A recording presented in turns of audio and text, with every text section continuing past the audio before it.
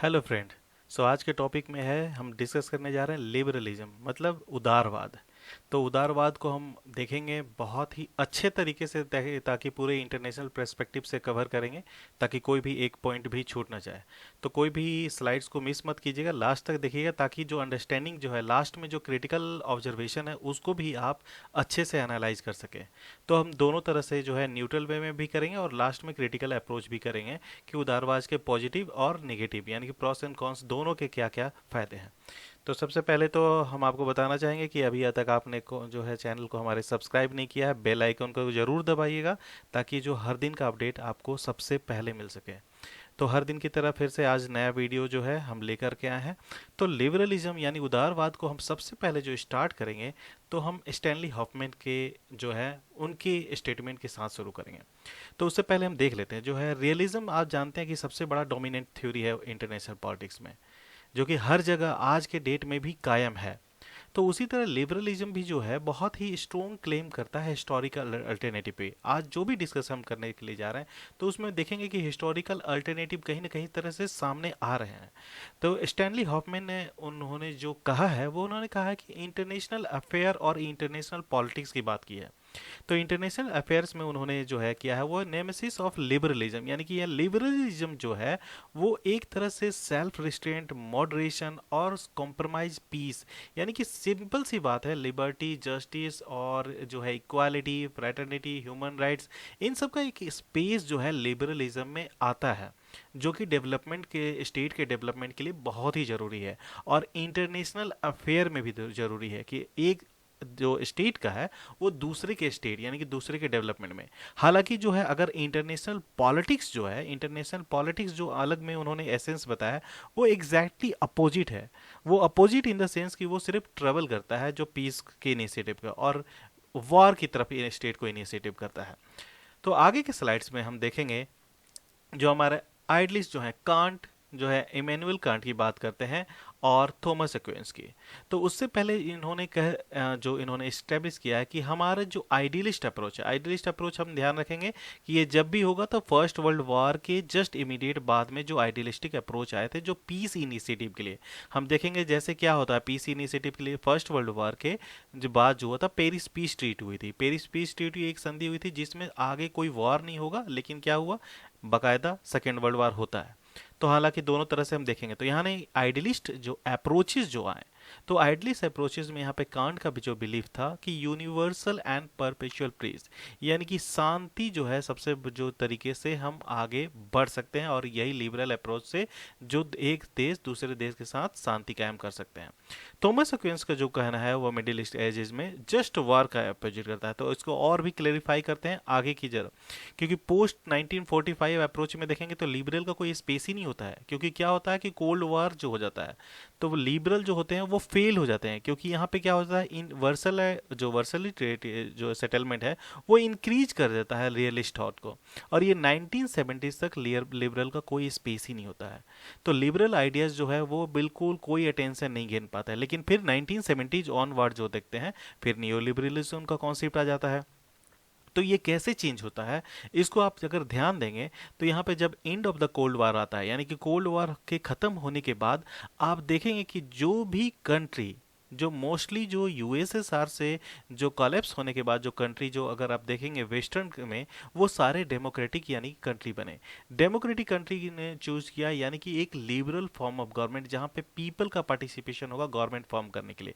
तो एक तरह से ये जो है डेमोक्रेटाइजेशन जो प्रोसेस है 1990s का, वो फिर से पीस इनिशिएटिव है, और ये लिबरल थ्योरी को फिर से एक स्पेस जो देता है ताकि लिबरल थ्योरी फिर से सर्वाइव कर सके। तो सेंट्रल आइडिया जो लिबरलिज्म का है वो आपको बता देते हैं कि नोशन ऑफ हार्मोनी है, यहाँ बैलेंस अमोंगस्ट जो है कंपटीटिंग इंटरेस्ट। यहाँ पे सबसे पहले तो हार्मोनी की ध्यान रखिए, और किसके अमोंग, इंडिविजुअल ग्रुप की बात करते हैं, और एक नेचुरल इक्विलिब्रियम जो है मेंटेन करके रखना ताकि सभी को बेनिफिट मिल सके। तो बैलेंस ऑफ इंटरेस्ट, यानी कि अगर सबको बेनिफिट मिलना है तो बैलेंस ऑफ इंटरेस्ट बहुत ज़्यादा जरूरी है। अगर आप बैलेंस ऑफ पावर जानते हैं तो बैलेंस ऑफ इंटरेस्ट भी जानते होंगे, यानी कि सबको बराबर तरीके से जो है फायदा हो। तो इसमें फ़ायदा के लिए कैसे होगा, तो यहाँ पे सिंपल सी बात है, इन्होंने किया है जो possibility of peace and cooperation among the state is only way to maintain the balance of interest.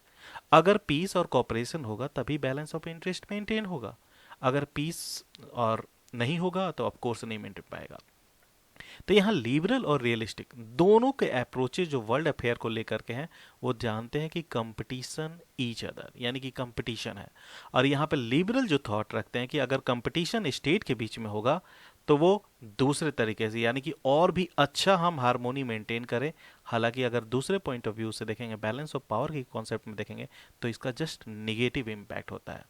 तो हालांकि हम लिबरल अप्रोच में बढ़ते हैं, तो लिबरल अप्रोच में बढ़ने के साथ हम देखते हैं कि लिबरल जो बिलीव करते हैं इंटरनेशनलाइजेशन, इंटरनेशनलाइजेशन यानी कि जो उनको जो होल्ड रखते हैं realist substantially underestimate the scope of corporation. Realist नहीं बिलीव करते हैं कॉपरेशन में और इंटीग्रेशन में। वो हमेशा जो डिसेंट्रलाइज स्टेट के बारे में जो कॉपरेशन और इंटीग्रेशन का कोई स्पेस नहीं देना चाहते हैं। तो हम आगे जो हम डिस्कशन जो कंटिन्यू रखना चाहते हैं उस पर हम देखेंगे जो की थीम जो विद इन लिबरल थ्योरी पे है, ये तीन तरह के हैं। जो लिबरलिज्म के अंदर हम इंटरडिपेंडेंस लिबरलिज्म होता है, रिपब्लिकन जो है लिबरलिज्म होती है, और लिबरल इंस्टीट्यूशनलिज्म जो लिबरलिज्म का फॉर्म है वही है। तो इसको हम आगे की ओर जैसे देखते हैं, तो जो डिपेंडेंस लिबरलिज्म है, तो इसमें जो डेविड रिकार्डियो और जो है रिचर्ड कॉब्डेन है और जॉन ब्राइट बहुत अच्छे तरीके से स्टेटमेंट देते हैं कि liberal theories about interdependence are grounded in idea about trade and economic relation. यानी कि लिबरलिज्म का जो सबसे पहली बात है इंटरडिपेंडेंस होना जो है ट्रेड और इकोनॉमिक का। तब यहाँ से जो निगेटिव परसेप्शन भी चालू होता है, क्योंकि ये इनकी बात है कि फ्री ट्रेड जो है अगर एक स्टेट से दूसरे स्टेट को होगा तो वो हमेशा जो बेनिफिट ही देगा और इसका जो है फायदा होगा सभी को। तो फ्री ट्रेड का इन्होंने जितने भी हैं उन्होंने फ्री ट्रेड को ही जो बेनिफिट मांगा है, इकोनॉमिक बेनिफिट, और ये सभी जगह अलाउ होना चाहिए हर कंट्री में, ताकि जो production of the good and services जो है एक कंट्री में जो हो रहा है अगर दूसरी कंट्री में नहीं है तो वो डायरेक्टली फ्री ट्रेड के थ्रू दूसरे जगह पहुंचा दिए जाए, ताकि जो इसमें एक एडवांटेजेस भी मिल सके और दूसरे स्टेट जो नहीं उत्पादन कर पा रहे हैं तो वो उस देश से फ्री ट्रेड के थ्रू में ले लें। तो लेकिन यहाँ पे आपको फिर से बता देते हैं कि जो फ्री ट्रेड है is no less important in drawing state into a web economic interdependence। इसका मतलब सिंपल सी बात होता है कि material cost of international conflicts जो है वो बहुत ज़्यादा वारफेयर बिकम्स वर्चुअलिटी, यानी कि एक तरह से जो बहुत लार्ज स्टेट, हमारा तो सबसे बड़ा प्रॉब्लम है कि जो भी स्टेट पुअर हैं उनका पॉपुलेशन सबसे ज़्यादा है, और यहाँ पर प्रॉब्लम ये है कि जो रिच स्टेट है उनके पॉपुलेशन कम है, यानी कि वो किसी भी तरह से फ्री ट्रेड के थ्रू अपना माल को बहुत ज़्यादा जो है एक्सपोर्ट करेंगे, और एक्सपोर्ट करने से क्या होता है जो पुअर कंट्री है उनको बेनिफिट नहीं मिल पाएगा, यानी कि जो खुद वो उपजा रहे हैं तो वो अपने ही आइटम को सेल नहीं कर पाएंगे, ना अपने मार्केट में सेल कर पाएंगे ना ही एक्सपोर्ट कर पाएंगे। तो फ्री ट्रेड का बेनिफिट कहाँ से मिल पाएगा जो पुअर कंट्री को। तो इस बात पे अगर हम कोबेन और ब्राइट की बात करते हैं जो यहाँ के फ्री ट्रेड का, उन्होंने भी जो बात कही है कि free trade would draw people of different races and creeds and language, यानी कि इसका बेनिफिट जो है कि अगर एक आदमी दूसरे जगह जाएगा तो वो दूसरे जगह के जो है क्रीड से, लैंग्वेज से और रेशियल से एक जो डिफरेंस है वो लैंग्वेज एक टुगेदर यानी कि एक कोऑपरेशन होगा, एक बॉन्ड ऑफ इटर्नल पीस का जो है बेनिफिट होगा। तो ये बेनिफिट की बात करते हैं कॉब्डेन और ब्राइट।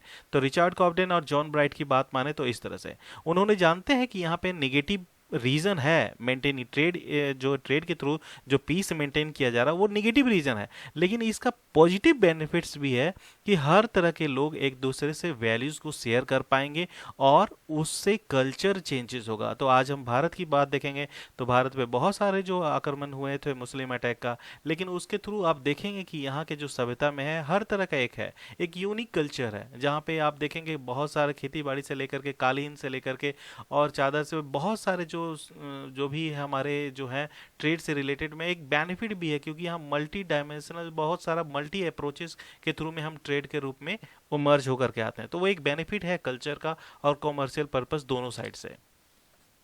दूसरा, अगर हम रॉबर्ट कोहेन और जोसेफ नई की बात करें तो उन्होंने कॉम्प्लेक्स इंटरडिपेंडेंस की बात कही है।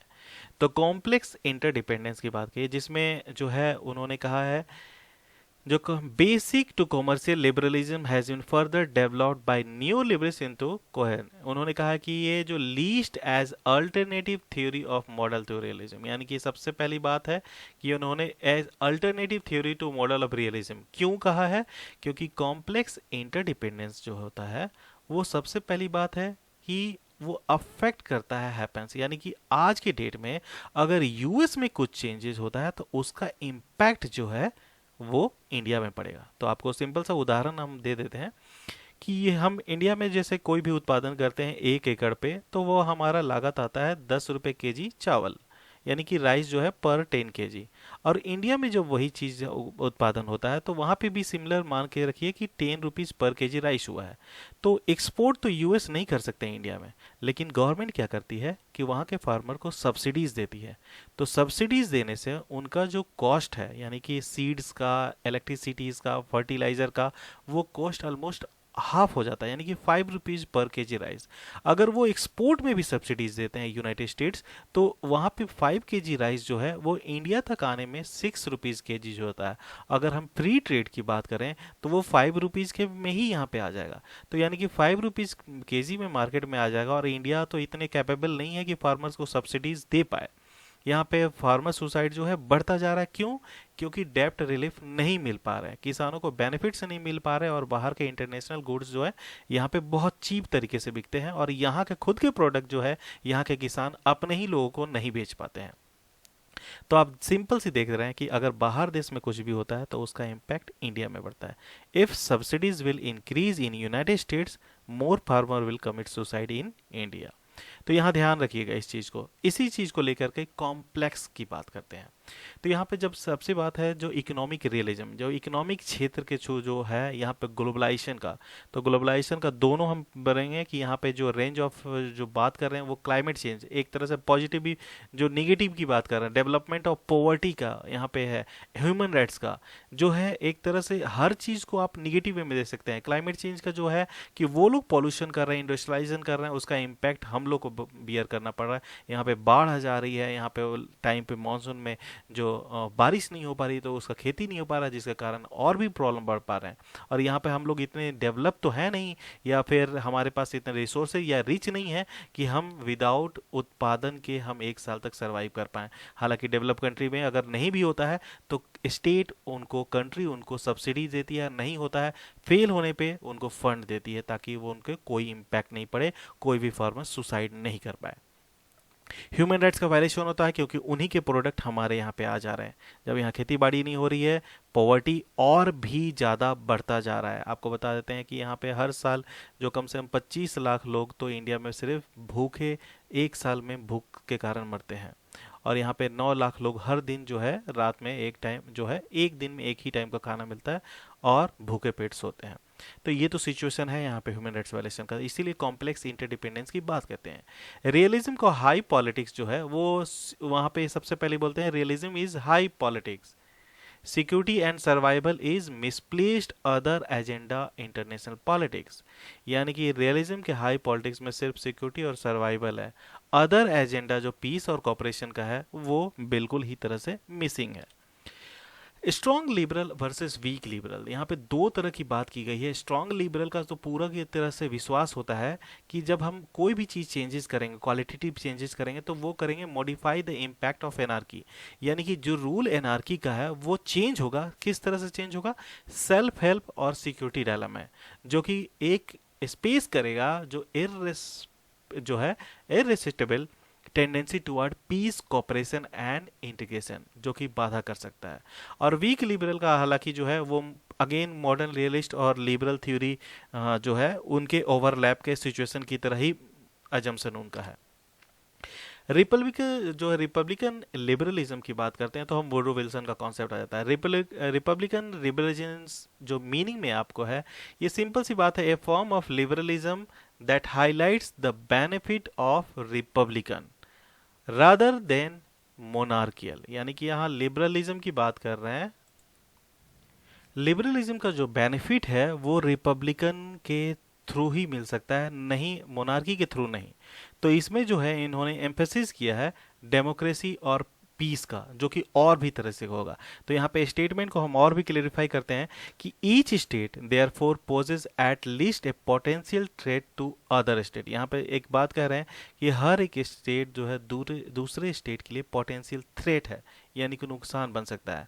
हावेवर अनलाइक रियलिस्ट लिबरल जो बिलीव करते हैं that external behaviour of a state is crucially influenced by the politics and constitutional makeup, यानी कि जो भी बिहेवियर चेंज हो रहा है एक्सटर्नल, वो स्टेट के इन्फ्लुएंस के थ्रू ही हो रहा है। और वो क्यों हो रहा है? क्योंकि वहां पे पॉलिटिकल और जो कॉन्स्टिट्यूशनल है वही बिहेवियर को चेंज कर रही है।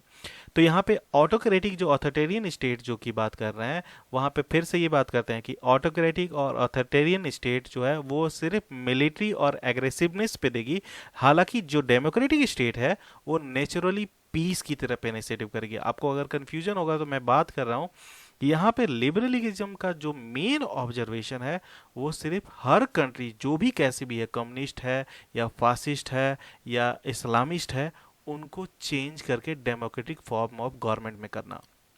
क्यों डेमोक्रेटिक फॉर्म में गवर्नमेंट करना?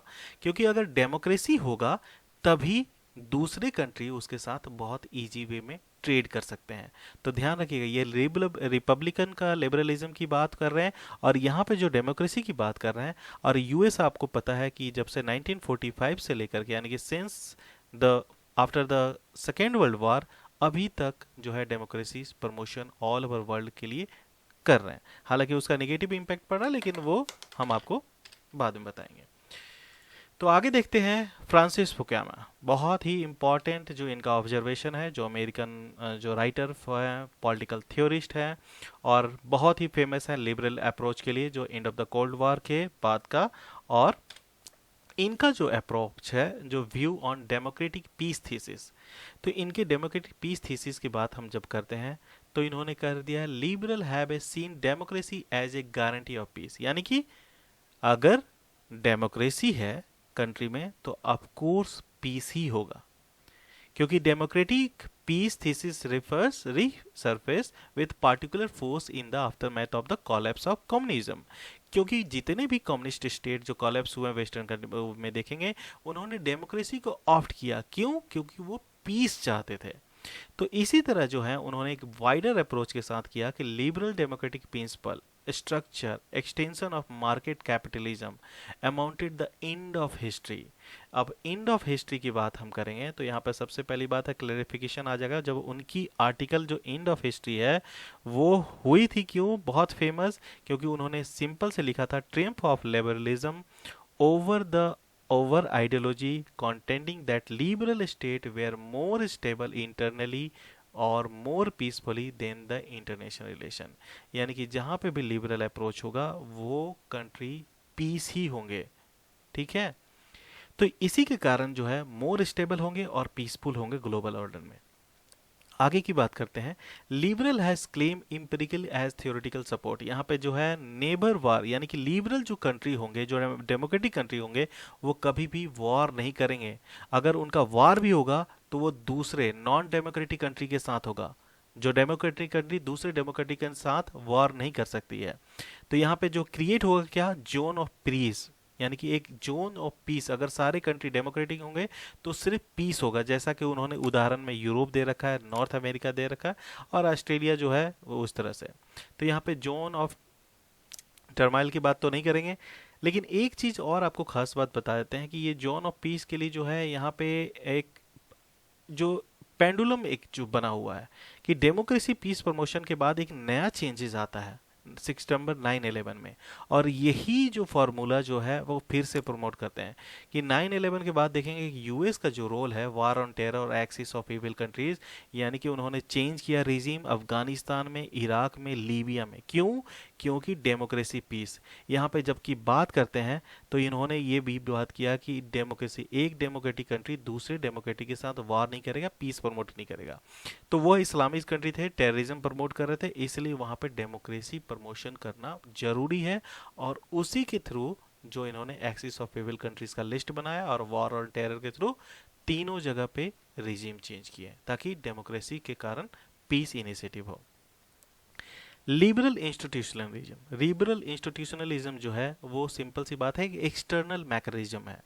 एक्सटर्नल मैकेनिज्म क्या कि एक एक और ऐसा इंस्टीट्यूशन हो, अगर स्टेट खुद में नहीं प्रमोट कर रहा है तो दूसरे स्टेट जो है वो इनिशिएटिव लेकर के वो वहां पे लिबरल गवर्नमेंट इनिशिएट कर सकते हैं, जैसा कि यूनाइटेड स्टेट्स ने अफगानिस्तान में किया, इराक में किया, लीबिया में किया, कैसे किया। तो ये भी जानते हैं कि यहाँ पे इन्होंने रूल ऑफ लॉ की बात कही है। रूल ऑफ लॉ की बात करते हैं तो यूएन चार्टर आ जाता है। यूएन चार्टर में जो है सेक्शन 2 कॉलम 7 की बात करते हैं या आर्टिकल 51 की आप देखेंगे तो उसमें क्लियर लिखित कर सकता है, अगर कंट्री में पीस नहीं है तो कोई भी जो है रिस्पॉन्सिबल कंट्री वहाँ पे पीस इनिशिएटिव करने के लिए ह्यूमैनिटेरियन इंटरवेंशन कर सकते हैं ताकि पीस इनिशिएटिव हो। तो ये देख लीजिएगा, ये जो आप ये लिबरलिज्म का फॉर्मूला देख रहे हैं इसका बिगिनिंग जो 1945 से ही हो चुका है। तो यहाँ पे सोशल कॉन्ट्रैक्ट थ्योरी में होब्स और जॉन लॉक दोनों ने उन्होंने कहा कि the construction of a sovereign power can safeguard citizen from the chaos and barbarity of the state of nature. तो इन्होंने भी जो है सिंपल सी सपोर्ट किया है सोवरेन पावर को लिबरल थ्योरी के अप्रोच में। और यहाँ पे जो रूल ऑफ लॉ की बात करें तो विडोर विसल ने बहुत ही अच्छे तरीके से डिफाइन किया है कि it would turn the jungle of international politics into a zoo. हर कंट्री में अलग अलग तरह का लॉ है, लेकिन हम उसको एक साथ कैसे बांध कर रख सकते हैं जब एक rule of law, international law सभी पे अप्लीकेबल होगा। और वही देन है कि आज आपके पास जो है यूनाइटेड नेशंस है। इससे पहले लीग ऑफ द नेशन भी फर्स्ट वर्ल्ड वॉर के बाद बना, लेकिन वो फेल हो गया क्योंकि यूनाइटेड स्टेट ने फॉर्म किया लेकिन वो खुद ही नहीं उसमें शामिल हुआ, वो खुद ही को अपने दूर से बाहर रखें, क्योंकि जो भी भरपाई, जो भी वॉर के थ्रू नुकसान हुआ था यूनाइटेड स्टेट्स का, वो फिर से रिकवर करना चाहते थे। अगर लीग ऑफ द नेशन का पार्ट रहते तो वो कैसे फिर से रिकवर कर पाते, तो रिकवर करना बहुत मुश्किल था। तो वो जो पॉलिसी प्लान जो था उनका कि सुपर पावर बनने का, वो 1919 के पेरिस पीस ट्रीटी के साथ ही शुरू हो जाता है। यूनाइटेड नेशन का फॉर्मेशन में भी आप ही जानते हैं कि यूनाइटेड स्टेट्स ही जो है मेनली रिस्पॉन्सिबल है, और आज जो भी यूनाइटेड नेशन में डिसीजन होता है वो यूनाइटेड स्टेट्स के थ्रू होता है। अगर कोई डिसीजन वो लेते हैं जिस पर ऑब्जेक्शन हो तो आप देखेंगे कि रशिया और चाइना जो है, जो अदर टू पावर जो है वीटो पावर जो कंट्री है, क्योंकि 5 कंट्री में यूनाइटेड स्टेट्स, फ्रांस और यूके, तो यूके, फ्रांस और यूएस तो भाई बहन है, बाकी 2 अलग कंट्री जो बच जाते हैं रशिया और चाइना। तो ये आप देखेंगे कि सबसे ज़्यादा वीटो अगर यूज़ किए हैं यूएस के अगेंस्ट में तो वो है रशिया।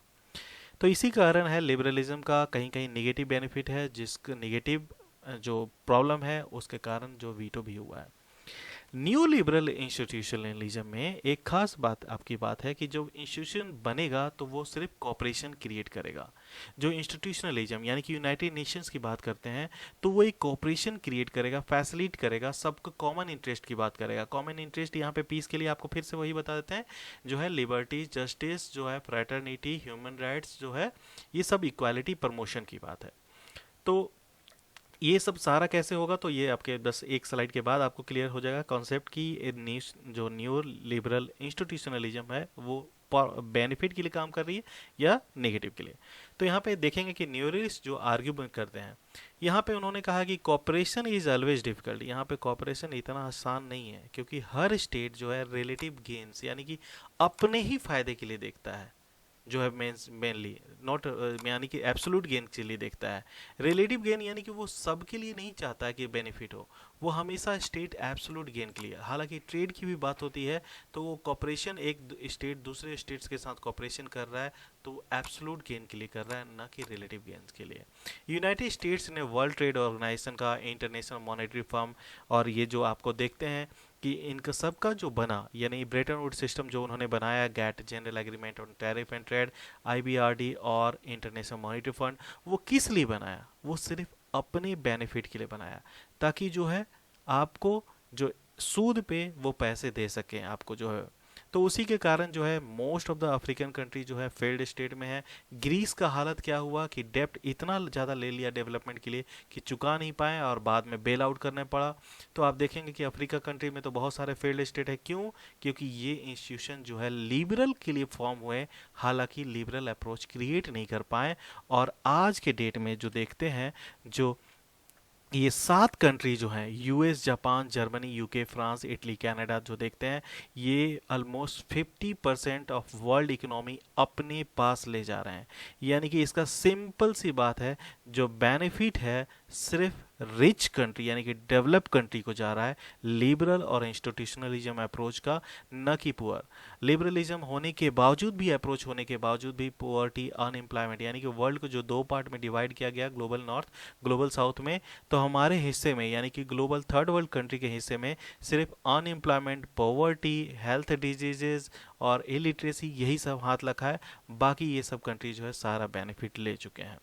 तो आगे इनका जो हम इमैनुअल कांट का जो परपेचुअल पीस की बात करते हैं, तो इन्होंने जो बात कहा है कि यहाँ पे क्लियर करते हैं, it if has a inevitably the case under the constitution can constant citizen is required to decide whether or not war is to declare। यानी कि पीपल ही डिसाइड करेंगे। तो पीपल कैसे डिसाइड करेंगे? ऑफ कोर्स वहाँ पे डेमोक्रेसी होगा, तभी पीपल डिसाइड करेंगे। दूसरा अप्रोच में डिफिनेशन दिया है, right of nation shall be based on A federation of free state. यानी कि यहाँ each nation for the sake of own security they can be dependent on their own self। वो खुद अपने आप को ही देखें, न कि दूसरे के ऊपर। और थर्ड जो है कॉस्मोपोलिटन, यानी कि कॉस्मोपोलिटन राइट की बात कर रहे हैं, यूनिवर्सल राइट की जो बात कर रहे हैं, वो सभी पे अप्लीकेबल हो, ऐसा नहीं कि पार्टिकुलर किसी एक पे। तो लिबरलिज्म थ्योरी का जो है यहाँ पे की पॉइंट जो होता है, फिर से आपको जो रिपीट कर देते हैं, यहाँ पे जो है लिबर्टी, जस्टिस, जो है आपका वैल्यूज़, इन्हीं सब की बात करती है, जो कि पूरे के पूरे जो डेमोक्रेसी के थ्रू ही हो सकती है। और ये डिलीवर कैसे कर सकते हैं? डिसेंट्रलाइज, मल्टीकल्चर और इंटरनेशनल सिस्टम के थ्रू। तो यहाँ पे लिबरल जो है हमेशा डिसएग्री होते हैं fundamental issue such as cause of war के हमेशा अगेंस्ट ही रहते हैं लिबरल। तो ये आपको जो लिबरलिज्म का कॉज ऑफ वार डिटरमिनेंट्स, ये 3 अलग अलग लिबरलिज्म के जो फिगर हैं, एक ह्यूमन नेचर, द स्टेट और द स्ट्रक्चर। तो 3 अलग लोगों का डिफिनेशन है, ध्यान रखिएगा। रिचर्ड कॉब्डेन का है 19 सेंचुरी में, वुडरो विल्सन का 20 सेंचुरी में, और जे हॉब्सन का जो है 20 सेंचुरी में। तो कॉजेज ऑफ कॉन्फ्लिक्ट, यहाँ पे क्या है कॉजेज ऑफ कॉन्फ्लिक्ट लिबरलिज्म का? यहाँ पे सबसे पहली बात करें, intervention by government domestically and internationally disturbing the natural state. यानी कि कोई भी स्टेट में अगर कोई डिस्टर्बेंस है तो वो दूसरी कंट्री वहाँ पे इनिशिएटिव लें, यानी कि डेवलप कंट्री और पावरफुल कंट्री, जो कि यूनाइटेड स्टेट्स आर्टिकल 51 और यूएन चार्टर का आर्टिकल 51 और यूएन चार्टर का आर्टिकल 2 का 7 कॉलम जो है उसके थ्रू ह्यूमैनिटेरियन इंटरवेंशन करके जो है चाहता है कि लिबर्टी, फ्री ट्रेड और प्रोस्पेरिटी और इंटरडिपेंडेंस बना रहे। यहाँ पे इन्होंने वुडरो विल्सन का जो है रिपब्लिकन और इंस्टीट्यूशनलिज्म की जो बात करते हैं, रिपब्लिकन और लिबरलिज्म की बात है, उन्होंने कहा कि undemocratic nature of international politics specially foreign policy and the balance of power की बात है। कैसे? तो national self determination, open government responsible to public opinion and collective security. Simple सी बात है, ओपन गवर्नमेंट ही हमेशा करेगी। और लास्ट वन जो है यहाँ पे बैलेंस ऑफ पावर सिस्टम, ये ऑप्शन का सबसे स्टिक जो है सटीक जो है वो है बैलेंस ऑफ पावर सिस्टम। यानी कि यहाँ बैलेंस बनना चाहिए, एक ही जो है एब्सोल्यूट गेन के पीछे ना भागे, जबकि रिलेटिव गेन्स के थ्रू हुई सबको सबका हो। तो यहाँ world government with power to mediate and enforce decision. तो दोस्तों, अभी तक आपने वीडियो को सब्सक्राइब नहीं किया है, सब्सक्राइब कीजिए सबसे पहले। और वीडियो कैसा लगा कमेंट भी कीजिए, आपको किस तरह का वीडियो चाहिए। अगर कुछ चेंजेस भी चाहते हैं, नहीं समझ में आया कॉन्सेप्ट, तो उसके लिए भी फिर से मैं वीडियो बनाऊंगा। तो आप अपना कमेंट कीजिए, ताकि पहले सब्सक्राइब कर लीजिए ताकि आपको अपडेट हमेशा मिलता रहे। और thank you again for watching my video. Thanks.